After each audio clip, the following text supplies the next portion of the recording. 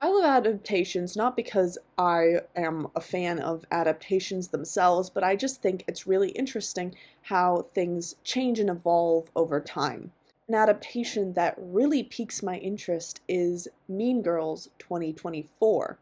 This is because it's adapted from not only the musical, but the movie that came before that, or not only the movie, but the musical that they made out of that movie.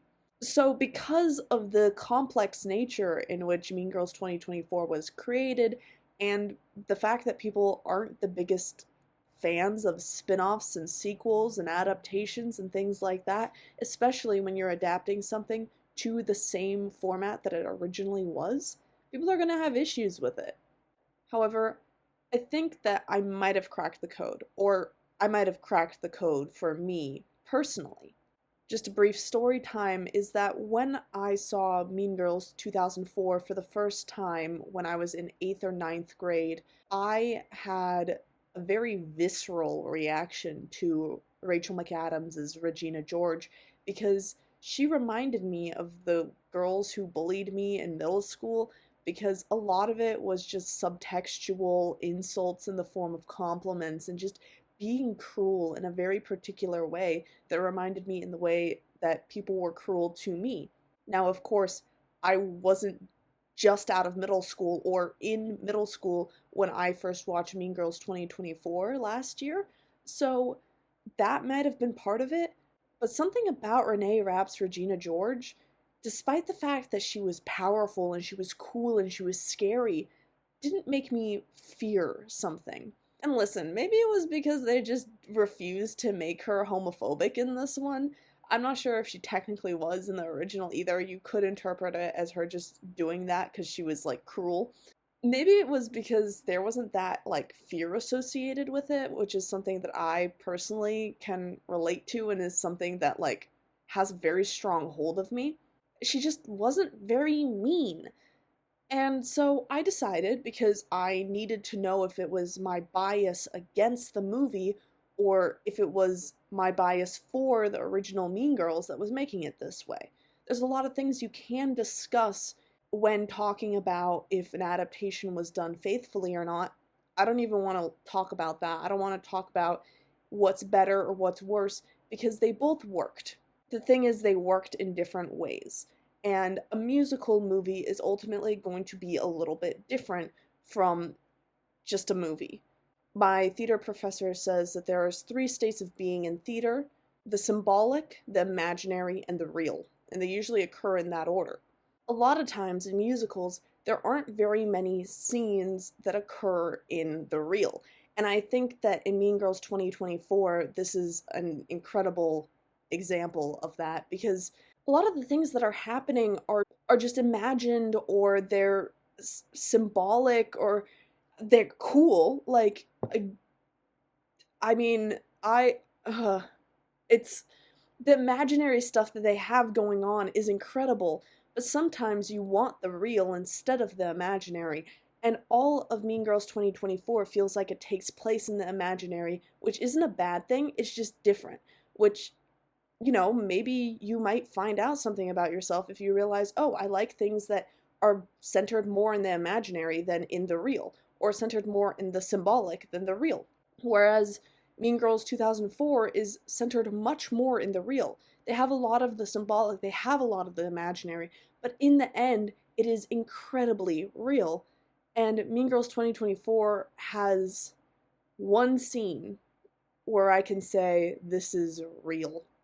And it's the scene with Regina and Katie in the bathroom at the end of the movie, and Regina is high on drugs. So, that's my opinion. But enough talking about stuff that isn't actually relevant. Let me give you the numbers. How mean are the girls in Mean Girls? For this study, I wrote down the names of all 5 main girls in Mean Girls. Sorry, Damien. So we're looking at Katie, Regina, Janice, Gretchen, and Karen.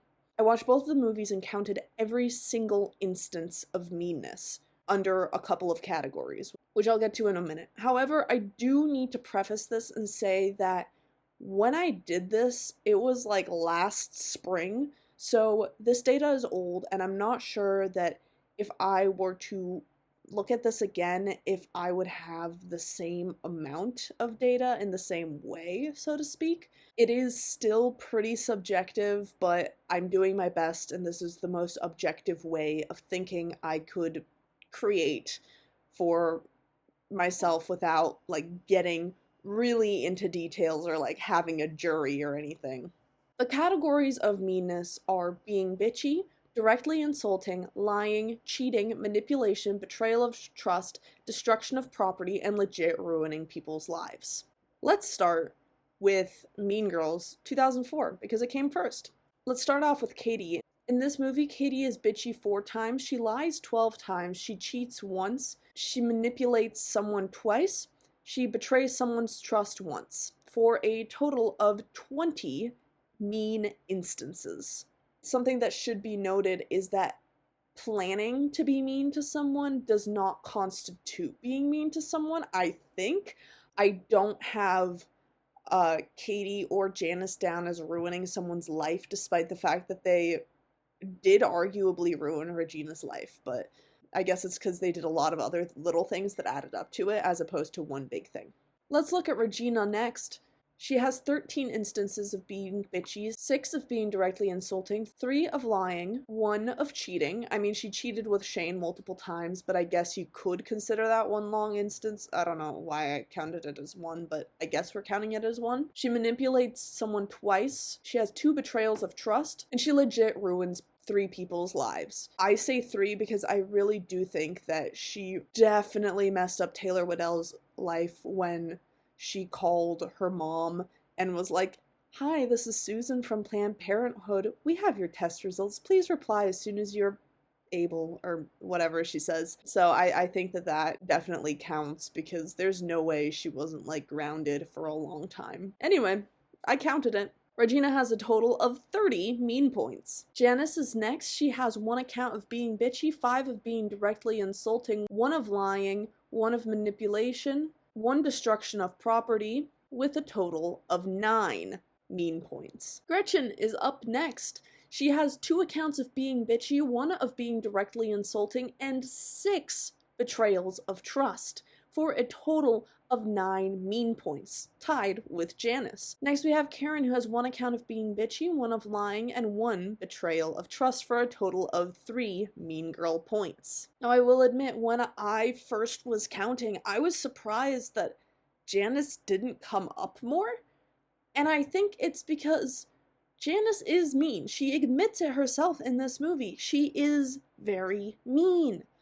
However, the ways in which she's mean, while they're pretty harsh and they're big, but they don't happen as often, I guess. That's why I think it's a little bit odd in hindsight that I didn't count ruining somebody's life as one of the things that she did, because she did, of course, plot against Regina, and that's what makes her mean, but the plotting itself I didn't count. So maybe I should redo these numbers and have plotting and scheming as one of them, and see how Janice and Katie both get a little bit meaner. A couple more notes about the 2004 movie is that the first instance of meanness was 6 minutes in. I assume that this was Janice. I think it was Janice, probably 6 minutes in. A couple other notes I took on this movie is that Janice is very conniving and goes all out with her manipulation and direct insults. However, planning cruelty does not technically fall into any of these categories, so, you know, that is probably something that I should take into account next time. I also wanted to note that any of these instances exclude everything said in the burn book when it is first shown, because I don't know exactly who wrote all the stuff in it about the different people. Here we'll find a lovely chart depicting all of the meanness that they exhibited in the 2004 movie. We'll check back in on it again at the end of the video, but keep this in mind because it's going to change a little bit for the 2024 version. Speaking of Mean Girls 2024, let's check it out! Same criteria, same order. Let's see if it's the same amount of meanness. Starting off with Katie, she is bitchy 4 times, she lies 6 times, she manipulates 4 times, she has 2 betrayals of trust, for a total of 16, and that is 4 mean points lower than she was in the 2004 movie, and I'm not going to say that for everybody, but just keep that ratio in mind. Regina in 2024 was bitchy 11 times, directly insulting 3 times, lied twice, cheated once, manipulated 3 times, had 1 betrayal of trust, and ruined 2 people's lives, for a total of 23 mean points. Janice was bitchy twice, directly insulted people twice, manipulated once, had 1 betrayal of trust and 1 destruction of property, for a total of 7 mean points. Not counting all the stuff that happened with planning the downfall or anything like that. Yeah, I should definitely redo this one. So let me know if you want a different video with more accurate statistics, I guess. Gretchen was bitchy once, directly insulted once, lied once, betrayed someone's trust 5 times, for a total of 8. Gretchen is the character who has the least amount of change in the amount of mean points, with 2024 just being 1 point lower than in 2004, which is really impressive because 2004 Gretchen seemed a little bit meaner, but maybe that's just because in 2024 Gretchen we actually got bits and pieces of sad backstory that were sad and not just kind of comedy movie upsetting sort of way. Last but not least, we have Karen, who lied once. That's it. There are significantly lower totals on all of these, and maybe that's why I didn't feel like they were so mean, because they just had less mean instances. I think they also characterized the girls as like more human and less caricatures. A note about the 2024 movie that I think also probably contributed a little bit to this is that Mean Girls 2024 does not have the concept of girl world like 2004 did. It tried to take out the fake toxic feminism of the not like other girls thing that was definitely present in the 2004 movie, which is good. I'm glad that that's something that happened, although I think there are still some traces of that. Here are some of my reasons that I feel like maybe Mean Girls 2024 didn't feel as mean or like the people were as cruel as in 2004's. Number 1, 2004 was a much more lenient time in what you could do or say in movies. Regina calls multiple people or situations the R slur, which doesn't really fly in a movie nowadays, and I think that's good. Like, don't include that, because a lot of the times if you make movies, especially ones that are rated PG-13, you're gonna give people the idea that they can use language like that. However, I feel like they could have still given Regina her homophobia. Like, you could have explained it away, or like have her be like, no, I'm an ally. I'm an ally. I don't think Renee Rapp would like that very much though. I think Regina's homophobia definitely was something that played into it a lot, especially for me. And when Katie has that moment and she turns and she goes like, "Are you in love with me?" to Janice.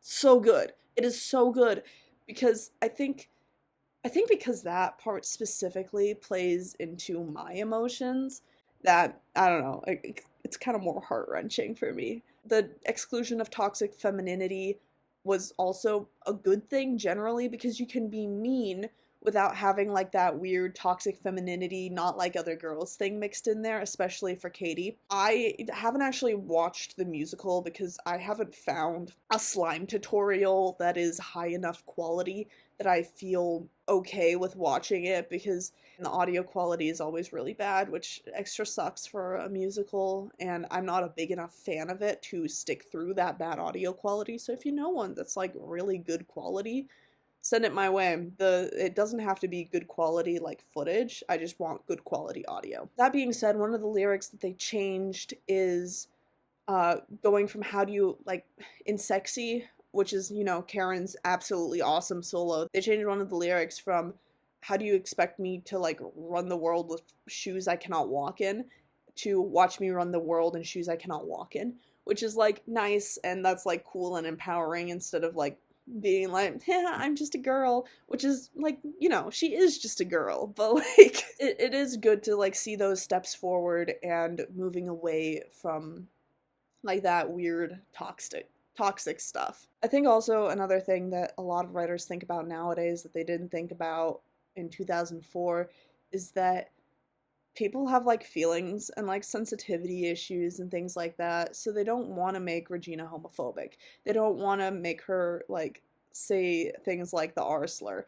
They don't want any of that because they don't want to make a character who is very, very mean, because at this point it feels like inherently evil, and Hollywood's afraid of that, and that is okay. It's understandable why they want to be afraid of that. My friend and I write a lot of short films that we haven't filmed yet, and a lot of them it's important for us to have like a diverse cast or diverse characters that, you know, make the world more interesting, and we have a lot of talks about what is and isn't okay to say.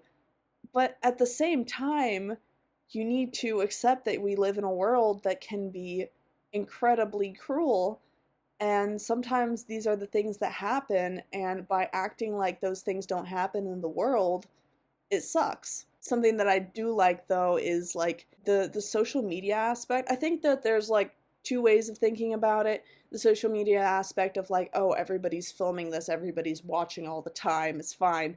The going viral stuff is weird because it's like at a high school. Now I understand I never actually went to a really big high school like North Shore is supposed to be, but it is still a little bit weird because it's like, why is Megan Thee Stallion getting this stuff? Although she does question that in the movie, so I think it's okay. One last final thing, let's take a look at our two charts next to each other. I think it's rather interesting. I am a big fan of like the way that these turned out, and I find these stats incredibly intriguing. Furthermore, I think it should be noted that a lot of the things that they did in the 2024 movie are of less badness, I guess. They mostly go in the areas of being bitchy. There's, you know, one less instance of cheating. There are less betrayals of trust. Even direct insults are less, and less of ruining people's lives and such. However, it is interesting because there is more manipulation. So, does that mean that perhaps the way in which people are mean to each other has evolved? That is genuinely a question that I have. It's supposed to be, to a certain extent, relatable. It is still comedy, and it's still silly, and there's so much going on. Has the way in which people insult each other become different? Has it become more manipulative instead of being more directly insulting? Let me know your thoughts in the comments down below. Thank you so much for watching, and have a wonderful day.